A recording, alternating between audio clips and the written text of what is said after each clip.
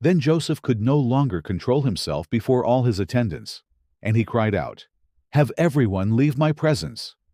So there was no one with Joseph when he made himself known to his brothers. And he wept so loudly that the Egyptians heard him, and Pharaoh's household heard about it. Joseph said to his brothers, "I am Joseph. Is my father still living?"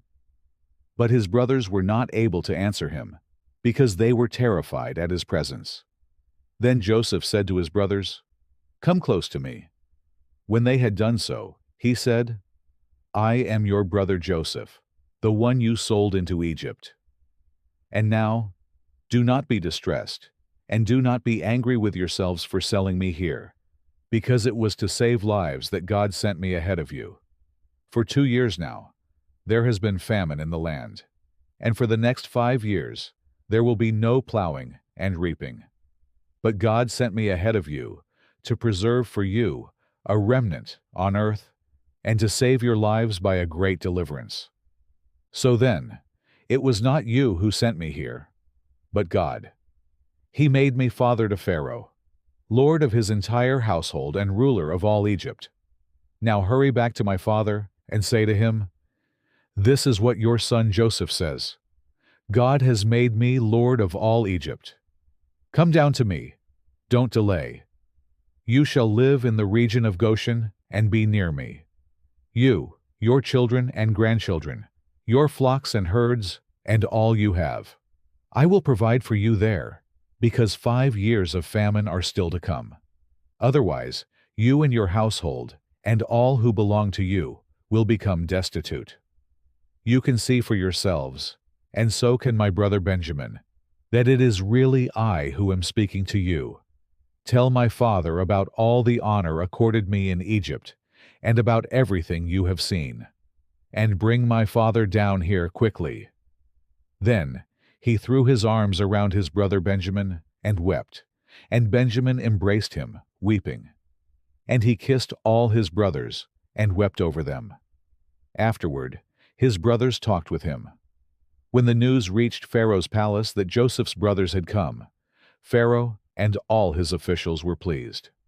Pharaoh said to Joseph, "Tell your brothers, do this: load your animals and return to the land of Canaan, and bring your father and your families back to me.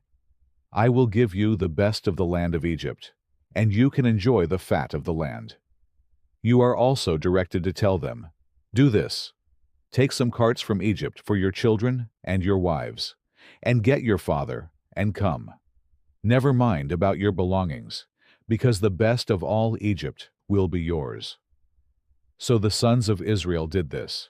Joseph gave them carts, as Pharaoh had commanded, and he also gave them provisions for their journey. To each of them he gave new clothing, but to Benjamin he gave 300 shekels of silver and 5 sets of clothes. And this is what he sent to his father: 10 donkeys loaded with the best things of Egypt, and 10 female donkeys loaded with grain and bread and other provisions for his journey.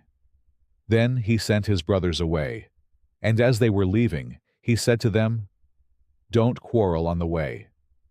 So they went up out of Egypt and came to their father Jacob in the land of Canaan. They told him, "Joseph is still alive. In fact, he is ruler of all Egypt." Jacob was stunned. He did not believe them. But when they told him everything Joseph had said to them, and when he saw the carts Joseph had sent to carry him back, the spirit of their father Jacob revived. And Israel said, "I'm convinced. My son Joseph is still alive. I will go and see him before I die."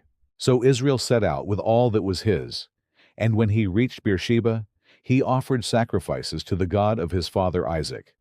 And God spoke to Israel in a vision at night and said, "Jacob, Jacob." "Here I am," he replied. "I am God, the God of your father," he said. "Do not be afraid to go down to Egypt, for I will make you into a great nation there. I will go down to Egypt with you, and I will surely bring you back again. And Joseph's own hand will close your eyes." Then Jacob left Beersheba, And Israel's sons took their father Jacob and their children and their wives in the carts that Pharaoh had sent to transport him. So Jacob and all his offspring went to Egypt, taking with them their livestock and the possessions they had acquired in Canaan. Jacob brought with him to Egypt his sons and grandsons and his daughters and granddaughters, all his offspring. These are the names of the sons of Israel, Jacob and his descendants, who went to Egypt: Reuben, the firstborn of Jacob. The sons of Reuben: Hanok, Palu, Hezron, and Carmi. The sons of Simeon: Jemuel, Jamin, Ohad, Jachin, Zohar, and Shaul, the son of a Canaanite woman. The sons of Levi: Gershon, Kohath, and Merari.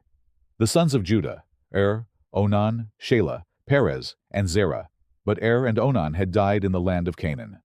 The sons of Perez: Hezron and Hamul.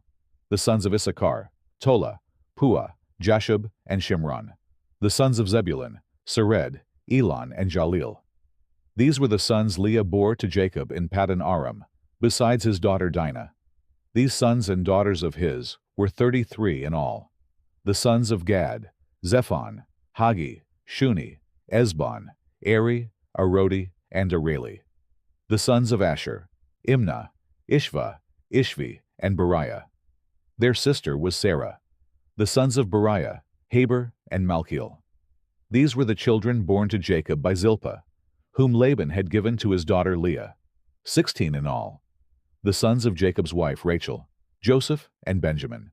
In Egypt, Manasseh and Ephraim were born to Joseph by Asenath, daughter of Potipharah, priest of On.